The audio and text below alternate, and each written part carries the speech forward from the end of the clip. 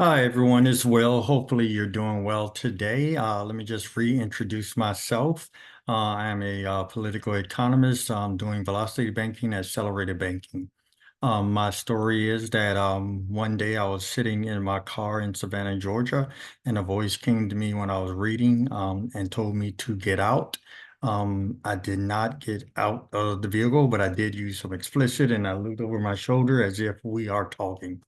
5 to 10 minutes later, the voice came to me again and said, "Get out." Again, looked over the shoulder, used some explicit, but this particular time I got up and got out of the car. Got up and got out of the car. Went into my apartment, sat on the couch, started doing some reading. About 5 to 10 minutes later, a drunk driver from River Street in Savannah, Georgia, came up the street, hit the back of the vehicle, put the trunk into the hood, um, and pushed it about 25, 30 feet into a great oak tree. If I didn't reluctantly listen to that second voice, I wouldn't be here today. So each time I come and talk to you, I am so grateful to be alive more than 30 years later. All right, so let's go ahead and get started into it. Today we're going to continue to follow up I have a two-part velocity banking in terms of bill matching. Let me go ahead and see if this is it. Okay. Two parts. So let's go ahead and get into part one, and then I'll set up part two. Let me change the date. Today's date is the 10th. All right. Go ahead and save that. Go ahead and get started. All right. Welcome to the Dr. Financial Literacy channel, where I try to work with individual groups and families to learn velocity banking, accelerated banking, how to invest property, and other financial aspects of how I've done it with my life. Velocity banking includes when we're talking, it's a line of credit that you can use for paying off your bills and help to improve your credit score. It helps with good budget tracking. And it's a way of operating in the real world of banking. Today, hopefully, we get to also calculating interest and how to look at credit score. What is velocity banking? There's a number of different terms out there in defining velocity banking. For me, velocity banking is a method of using a line of credit, someone else's money, as a strategy to reduce debt, mortgage, or credit card. You can also use your money um, through a 401k and other aspects. So I think I may change that. At this particular point, when I first started the journey, my salary take home was 3,390. That's after taxes every 2 weeks. And now I'm adding my investment income to the mix of velocity banking, which is about 2,000 a month. So looking at my expenses, about $4,500 a month. So I have probably a monthly cash flow or discretionary income of $890.43 that will fluctuate up and down according to some of the things that I have to pay off. My total debt across three credit companies, bureaus, whatever you want to call them, is about $325,000. That includes about 160 now in student loan because it's increasing, and 110 in two remaining mortgages of three.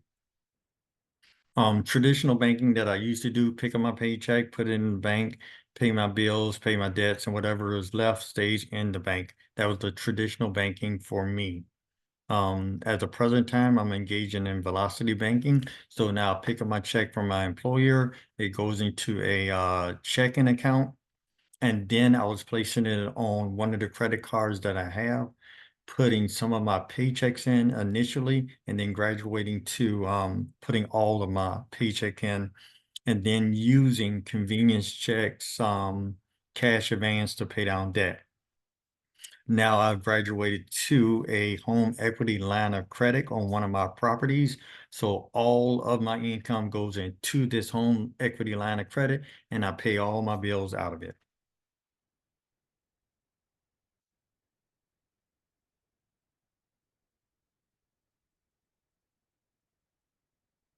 Next screen. What happened to me on in terms of bill matching?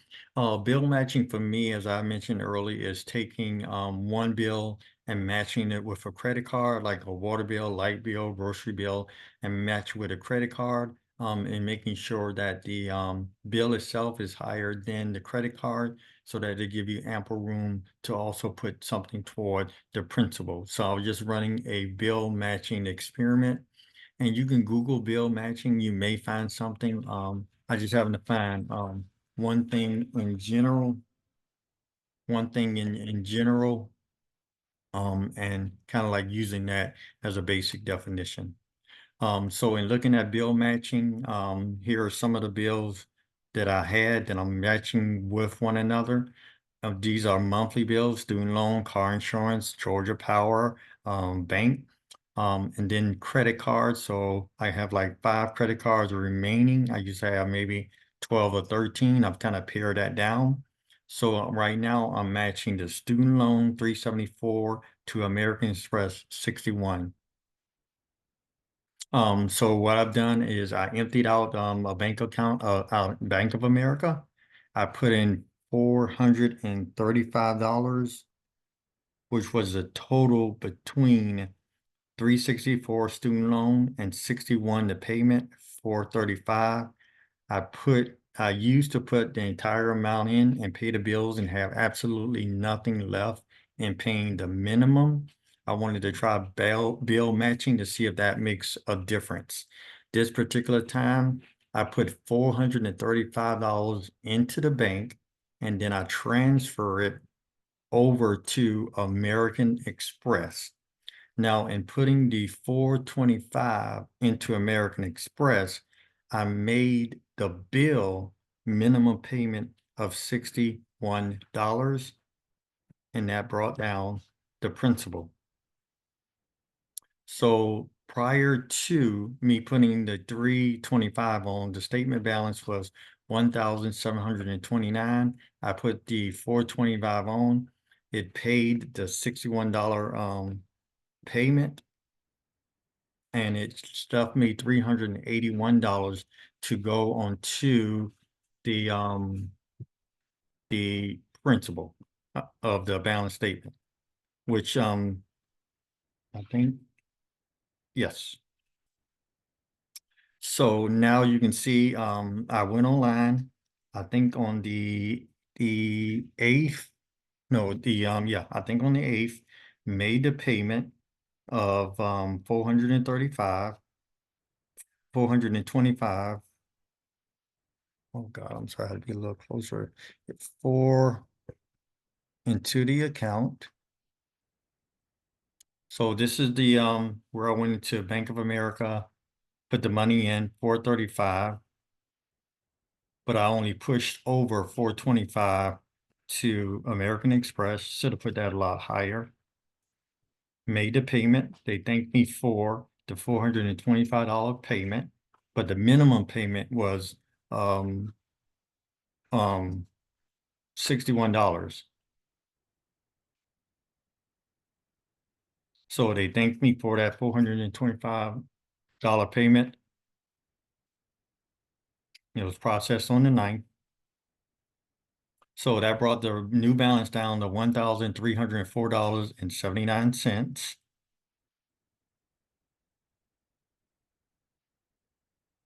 So now I'm carrying a balance of 1,304, and as the month goes up on, this will be the daily balance. So the first daily balance was 1729.79 for about 8 days, and then I made the payment of 425. That gave me 1,304 for the next 23 days before the end of the month, I think. And so this is again just a payment. I went in. Now you can see that I don't have anything due. I was just testing that. All right, so thank you very much for stopping by. This is Will, aka Dr. Financial Literacy. I'm not an accountant, I'm not a CPA or a planner, just shooting some videos on my journey, and come back for part 2. Have a great day. Bye-bye.